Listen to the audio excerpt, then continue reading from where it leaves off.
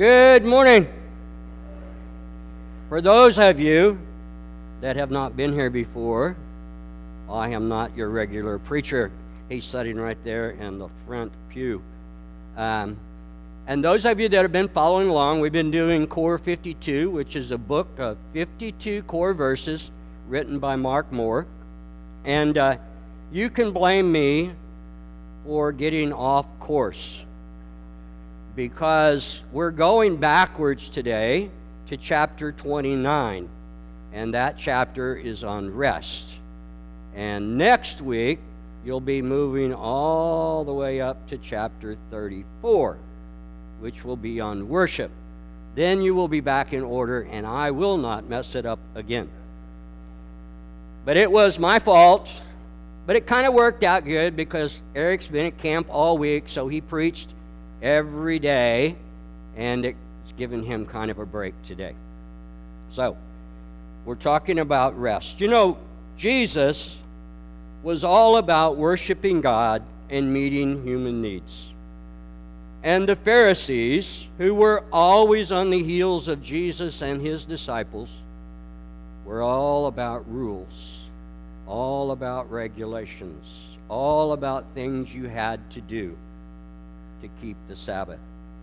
You know, sometimes even people today make our laws, they just get a little bit carried away. Now, I have picked out 10 laws that are still on the books, all right, today. Now, I can't say that they still enforce them, but they are still there, and some of them are quite bizarre. There's a city in the state of Arizona where it's illegal to drive a car, get this, ladies, in reverse. So if you got a trailer, you won't have to worry about it. Can you believe that?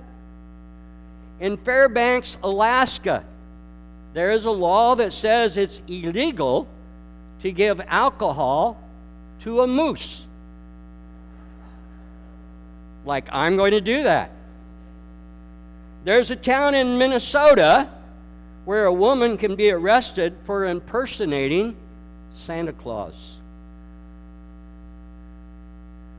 Remember Jeff Foxworthy? He used a line. It wasn't his line. He borrowed it from other people. But he said, "If I'm lying, I'm dying." All right, and check this out. They're there. In Oklahoma, you know, and I wondered as I was looking through a lot of these different laws, and I went through a lot of them. I picked the ones I thought was hilarious. I always wonder, how did they ever make them? Why did they ever make them? There had to be a reason for them to make silly, bizarre laws like they do. But in Oklahoma, people who make ugly faces at dogs can be arrested or jailed or maybe even get slapped with a fine. Eric, you need to stay in Arkansas, because in Nicholas County, Virginia, there's a law that does not allow preachers to tell jokes from the pulpit.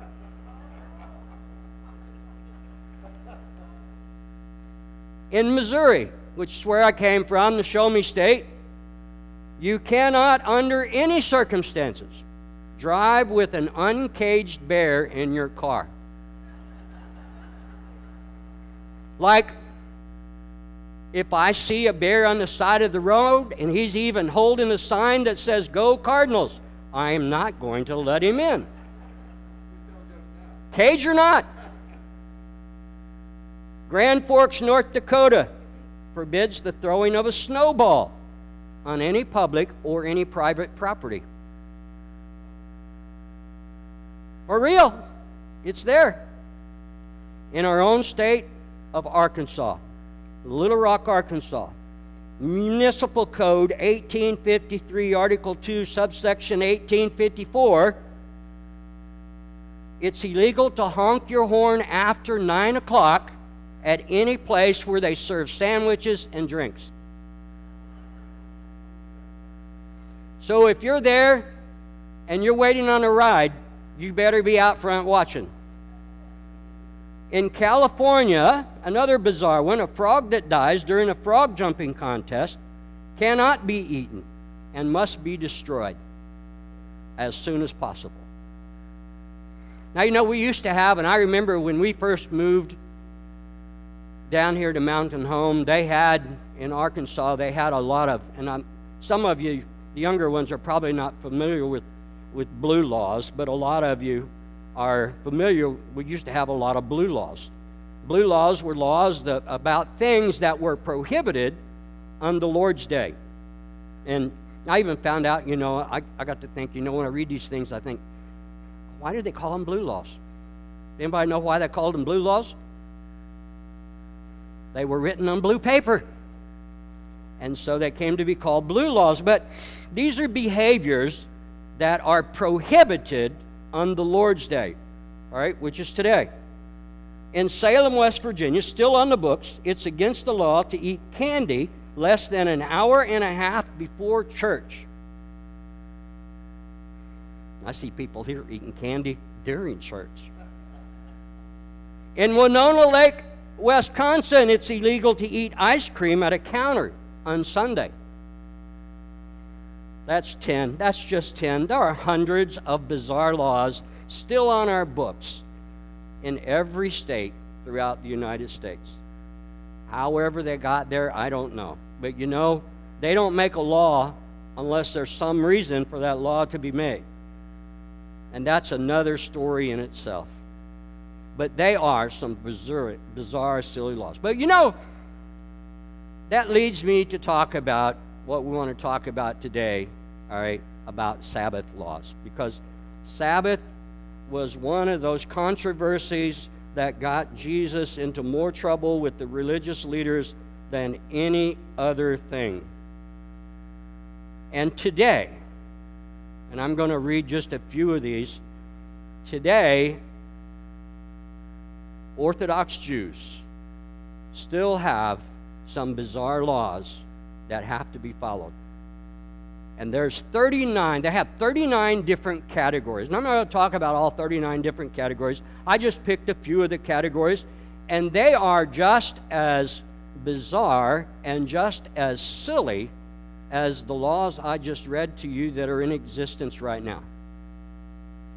For instance, one category of Sabbath laws that the religious leaders had were anything that had to do with carrying something. It was prohibited, and is still prohibited today, all right, by Orthodox Jews, from carrying keys, pocketbooks, purses, wallets, keychains. You can't carry any of that stuff because it violates the Sabbath. The only thing that you can carry is what you're wearing. That's it. You can't carry anything else. Burning. There's another category of burning. Like you can't throw a toothpick into a fire. That's a violation of the Sabbath day laws. You can't strike a match. You can't turn on a light switch.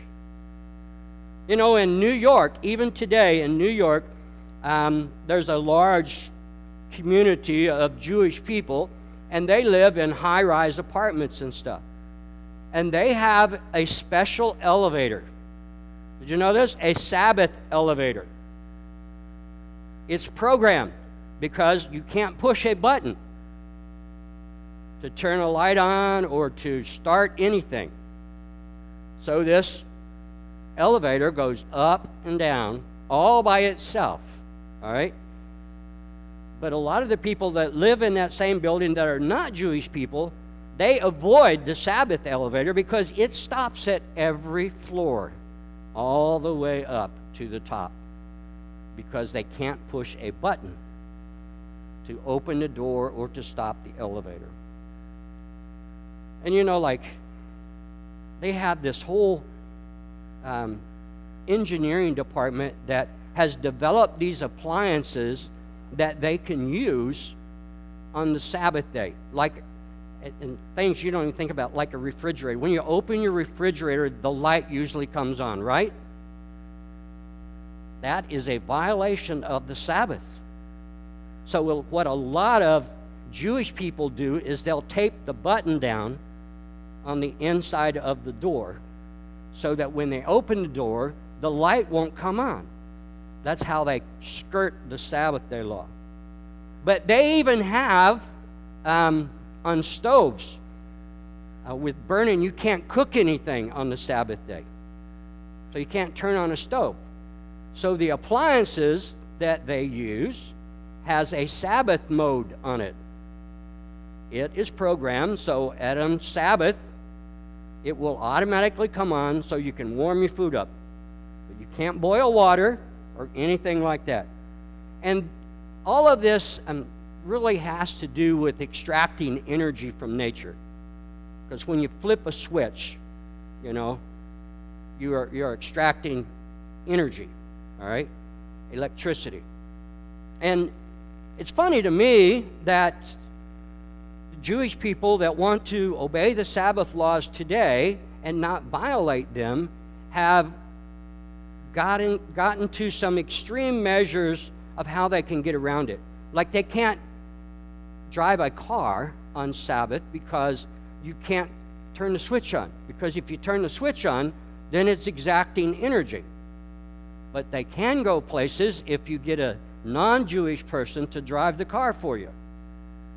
All right? Writing. You can't type, you can't print on the Sabbath day. All right? Can't turn off lights, can't turn on lights. Planting. Those of you that are into planting, you can't do anything on the Sabbath that encourages the growth in plants, which means you can't water. Plants can't be watered. Selecting is another category. And in selecting, that means you can't separate the unwanted portions. Like if you're eating fruit, like say strawberries or blackberries or any kind of fruit, blueberries, and there's always going to be a few in there that are not good. They got an overripe or they got some mold on them and stuff. You can't throw it out. All right? That's selecting. So you can't separate anything. You can't pick out the bad fruit on the Sabbath day. 39 categories. That's just a few. They had there are hundreds of laws for violating the Sabbath. And today they're even dealing with, and this was interesting, texting. Like you can't use a phone on Sabbath day because you're exacting energy. So it's prohibited. Well, years ago they didn't have texting, but a lot of the younger people, they like to text. But the rabbis have said that's violating the Sabbath. It's not allowed. All right? And so now what they've come up with is called a half Sabbath day. So this half Sabbath day you can text. So you're not keeping the whole Sabbath, you're just keeping part of the Sabbath. All right? Yet, isn't that bizarre? Just as bizarre as the laws that are still on the books in some of our states today, the Pharisees, the religious leaders, had all sorts of silly, bizarre laws. That was the Pharisees' take on the Sabbath.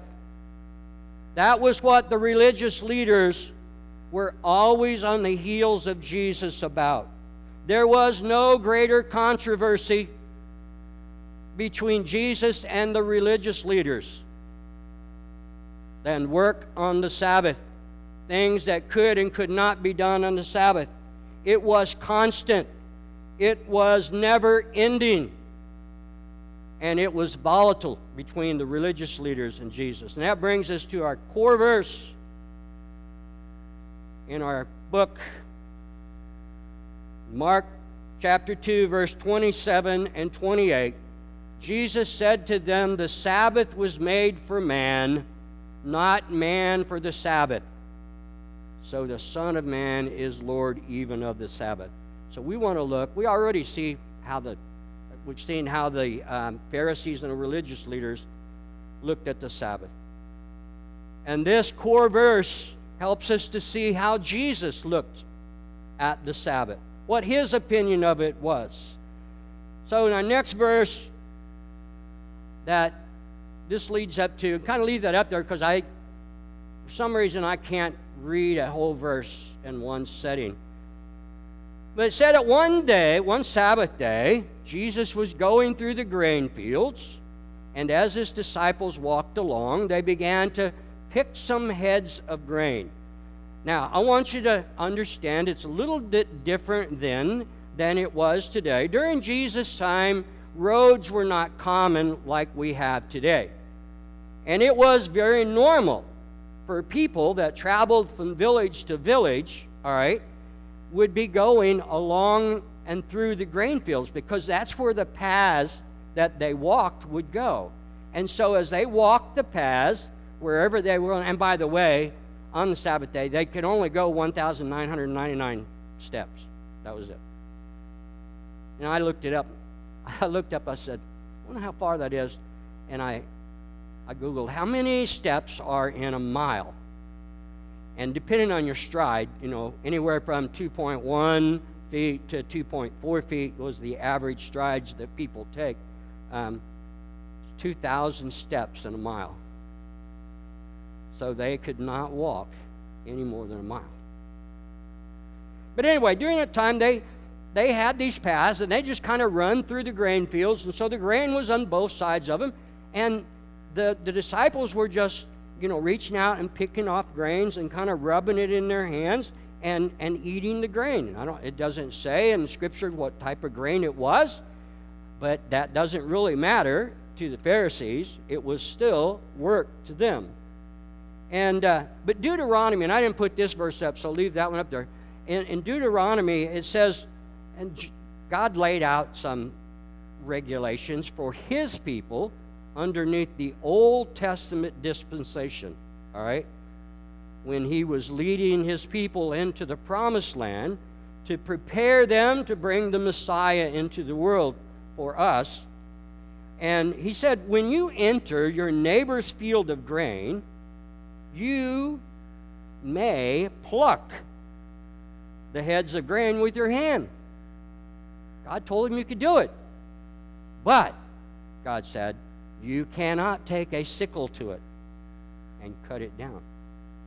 And the whole purpose of that was God was providing for his people. It's kind of like the principle of gleaning, to leave some grain in the field for those that are poor, those that need help and sustenance and stuff. And so God allowed for this to happen.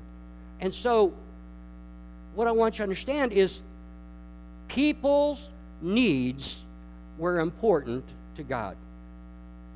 And people's needs today are still important to God. But in the minds of the Pharisees, needs took a lesser priority than keeping the Sabbath. So anyway, the Pharisees said to him, so right away, as Jesus and the disciples are going somewhere on the Sabbath, the Pharisees are following along. Why do you think they're there? They're not there plucking grain. They're there wanting to see what Jesus and his disciples were doing on the Sabbath day. So the Pharisees said to him, hey, look, why are you doing what is unlawful on the Sabbath? He answered, well, and here, they hadn't done anything that had violated any of God's laws when they plucked those heads of grains. The only laws that they had been violating were the laws that the religious leaders had established. God never said you couldn't pluck the heads of grains. In other words, and it was even a provision for him. So they didn't violate anything. But to the Pharisees, they did. And he answered, have you never read what David did when he and his companions were hungry and in need? Now, I like the way Jesus answers questions. He never gives an answer. He always gives a question. But when he always gives a question, he always gets an answer.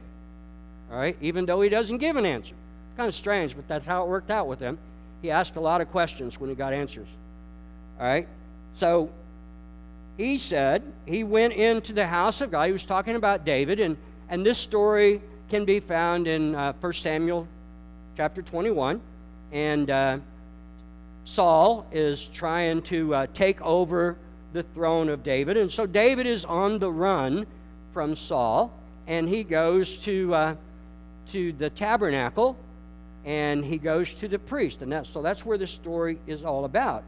But anyway, he said in verse 26, he went into the house of God, and he broke the law by eating the sacred loaves of bread that only the priests are allowed to eat. And that would have been what was called the bread of the presence. Just inside the tabernacle, there was this table on the right-hand side, and there were 12 loaves of bread.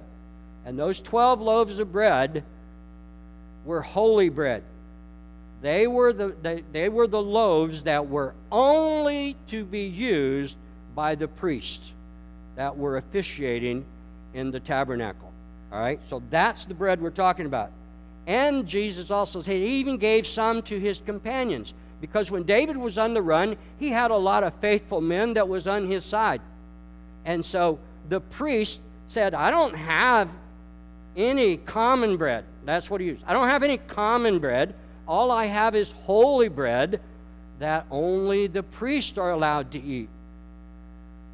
And David asked for the bread, and the priest gave him the bread.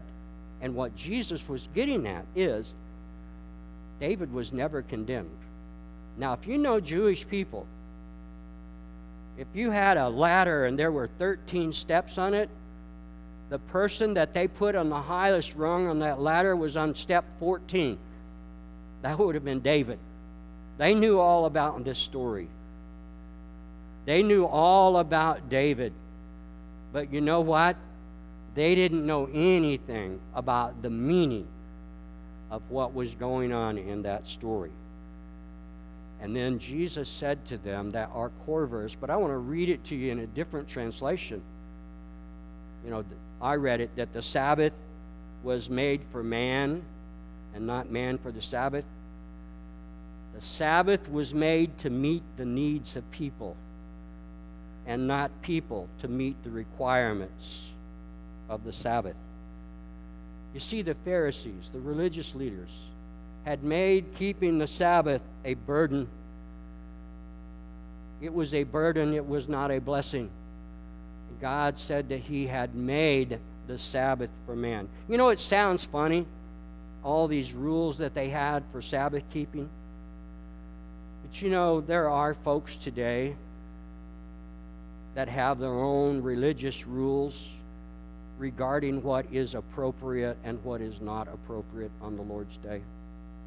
And you've heard them, like dress, what is and what isn't.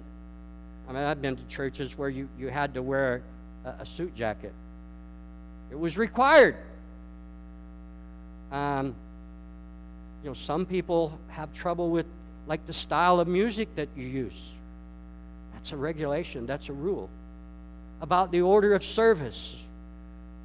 About seating. All of those are being just like the Pharisees. It's all rules and regulations. And God never said anything about that. What was important to God was meeting the needs of people. Let's don't be like the Pharisees. And here's a paraphrase. We used to say in the Restoration movement, let the Bible speak, or let us speak where the Bible speaks. Let us be silent where the Bible is silent.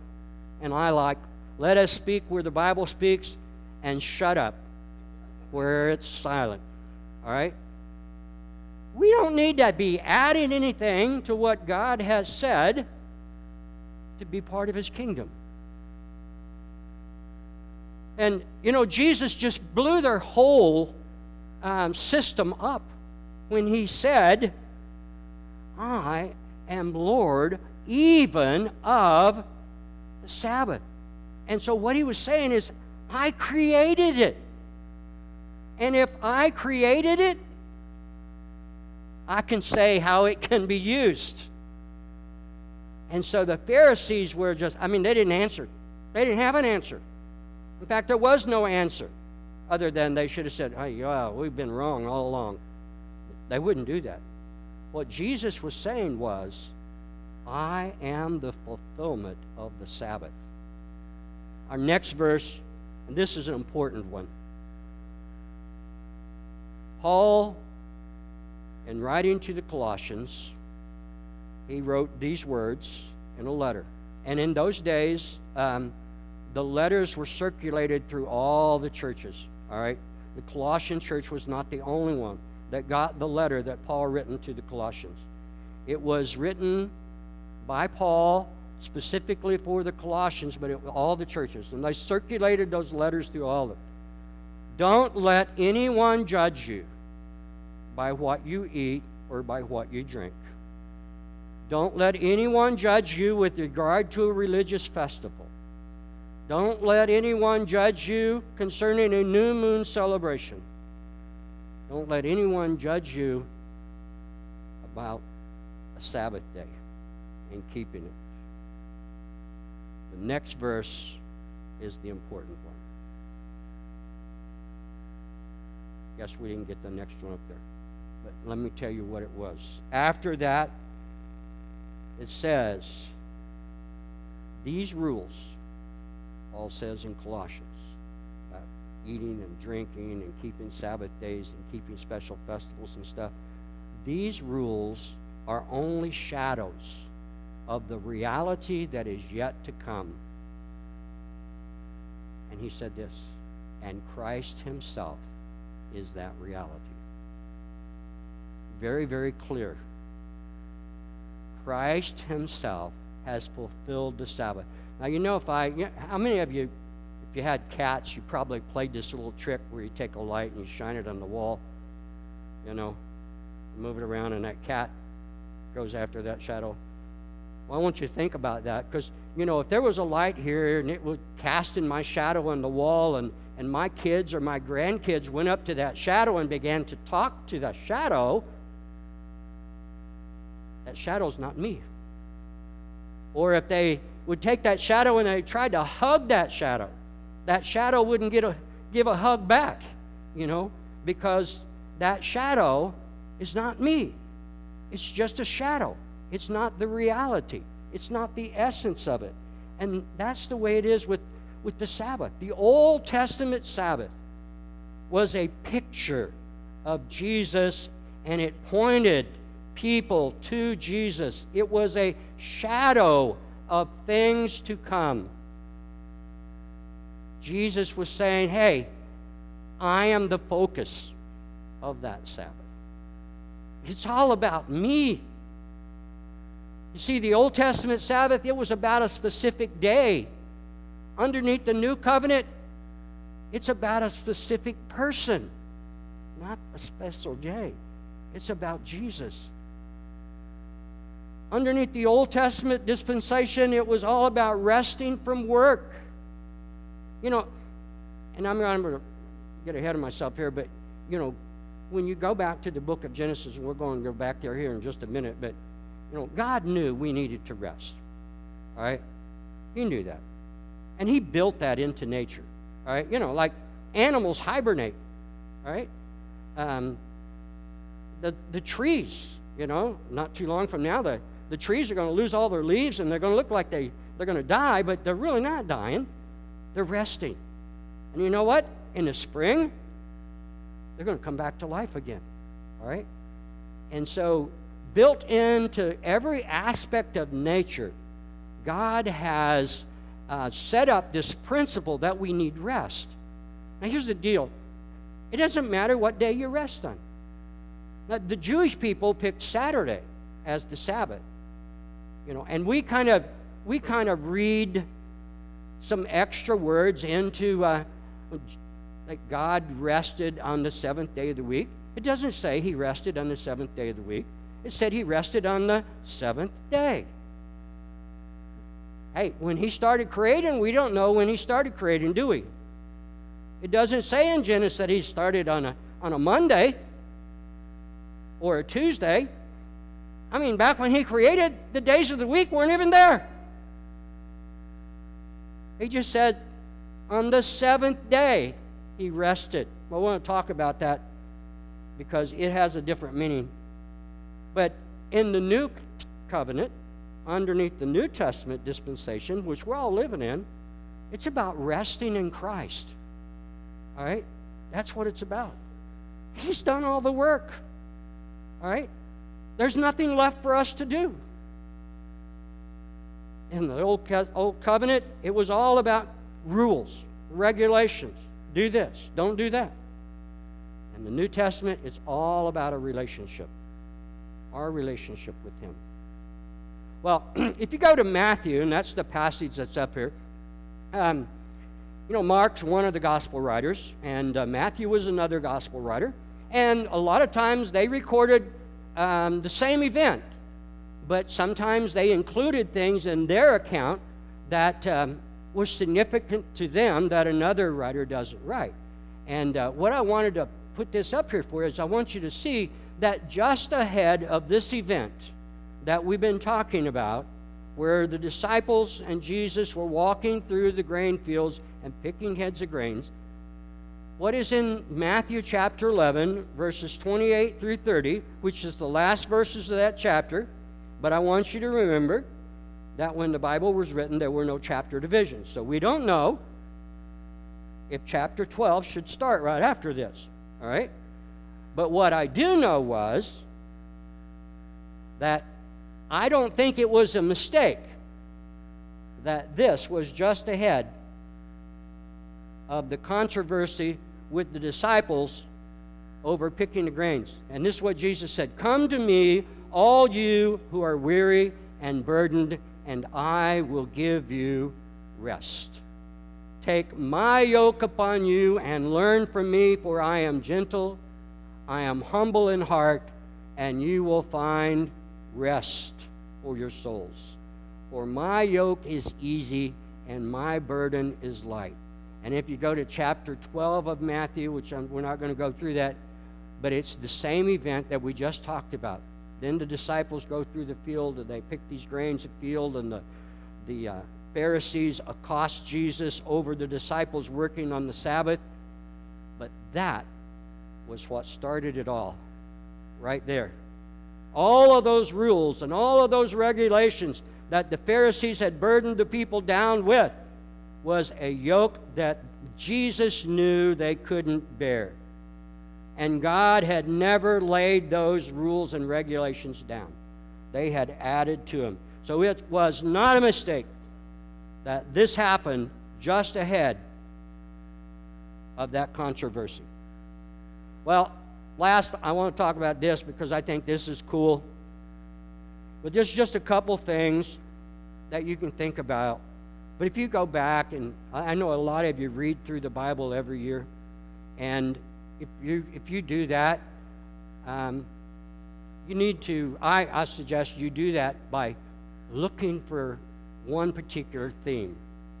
You know, like one of the themes that runs throughout the Scripture is what I've always called the thread of redemption. There is a scarlet cord that goes from Genesis all the way to the book of Revelation.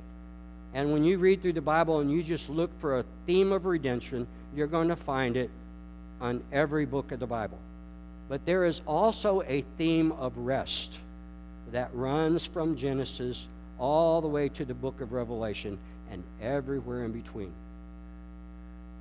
So in Genesis 2:2, let's go back. Let's see what God thought about the Sabbath.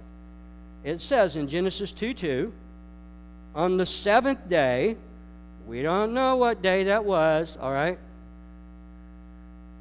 God finished His work that He had done, and He rested on the seventh day from all His work that He had done. So right in the very beginning, we knew and we know that God is a God of rest. All right? And you and I are created in His image. You and I need rest. Do you need rest ever? Do you like to teach school 7 days a week? 365 days a year? No. We all need to rest, no matter what we're doing. We need that, all right? Well, in the very beginning, here's one thing that you need to think about. Did God need to rest after creating? what he created in 6 days? Was he tired? No, he wasn't tired.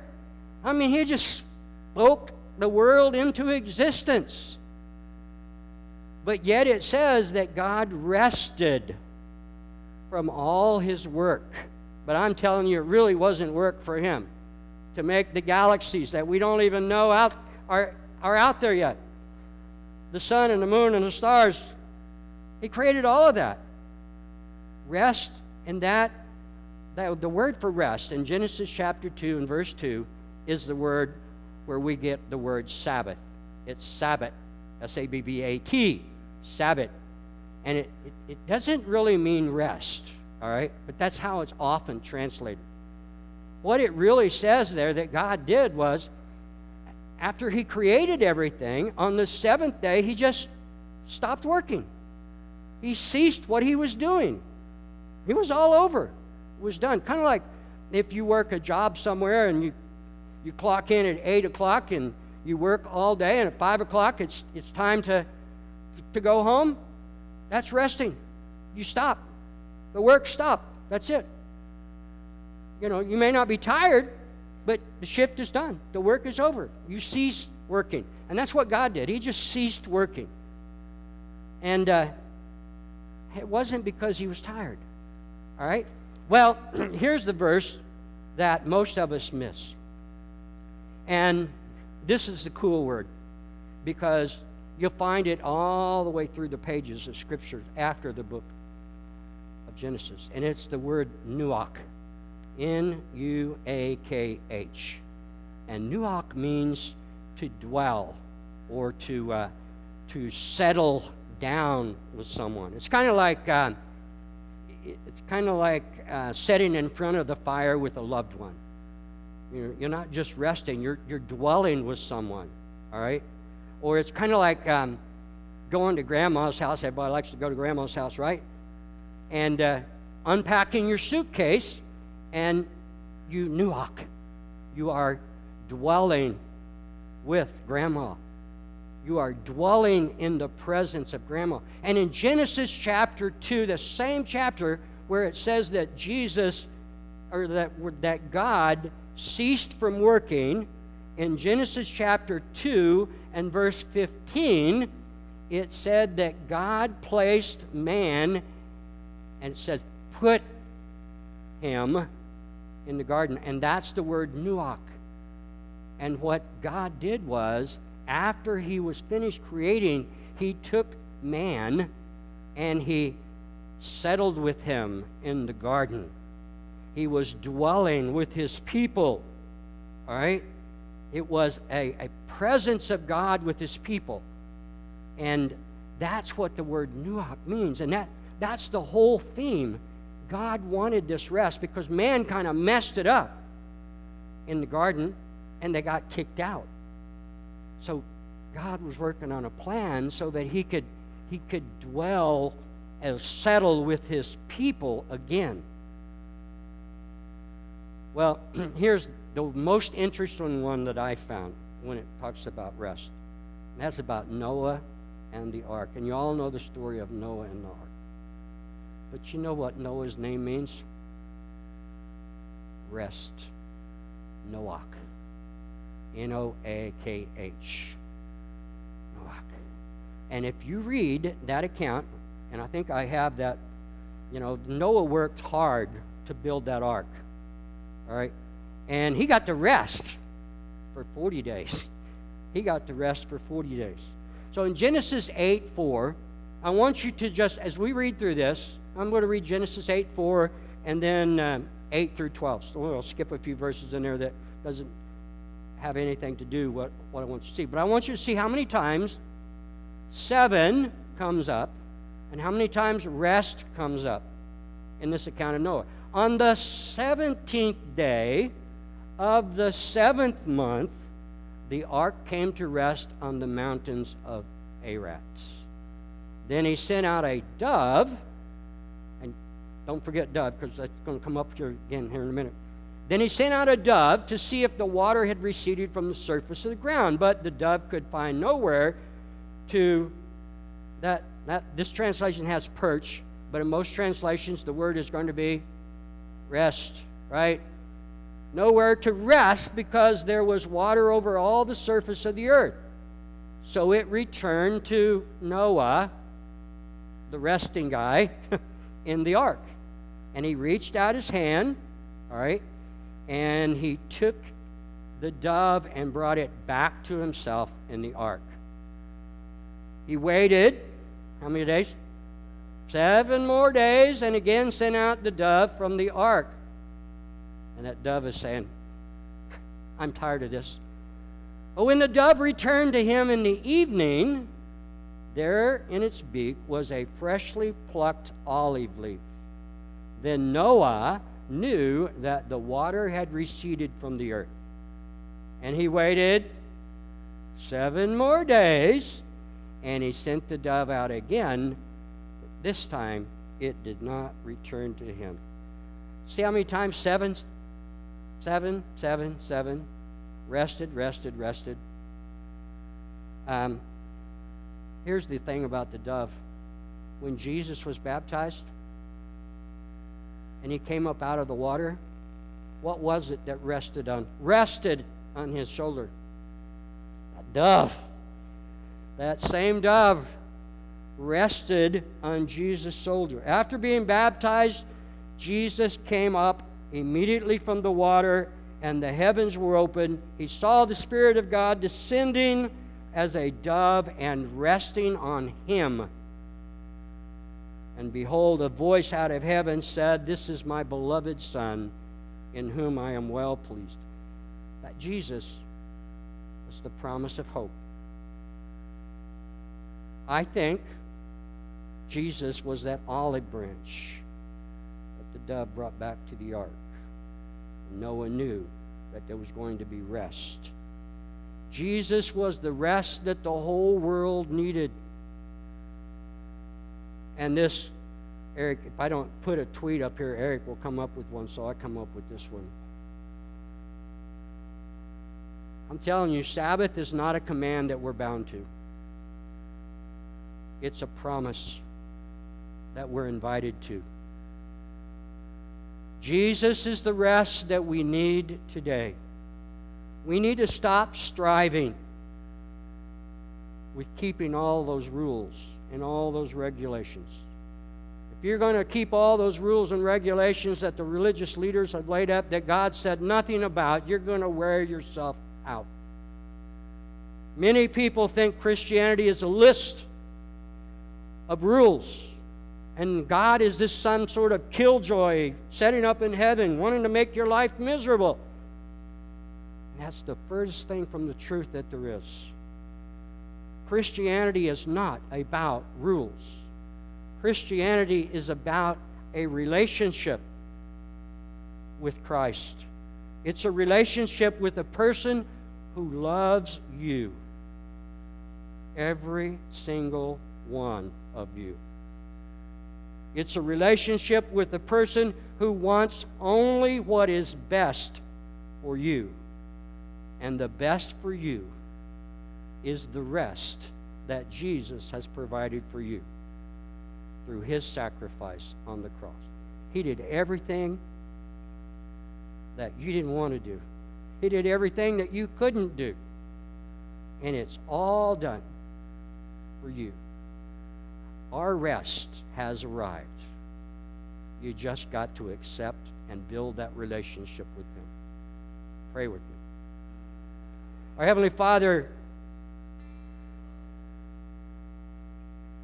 our thoughts turn to your Son, because He carried out every single step that you had lined out for our redemption. And many of those steps that He took were very, very painful for Him. Many of those steps that He took were very shameful for Him. Steps that not any one of us would want to take ourselves. And Father, even in the midst of many, many temptations, He overcame every one because of His love for each and every one of us.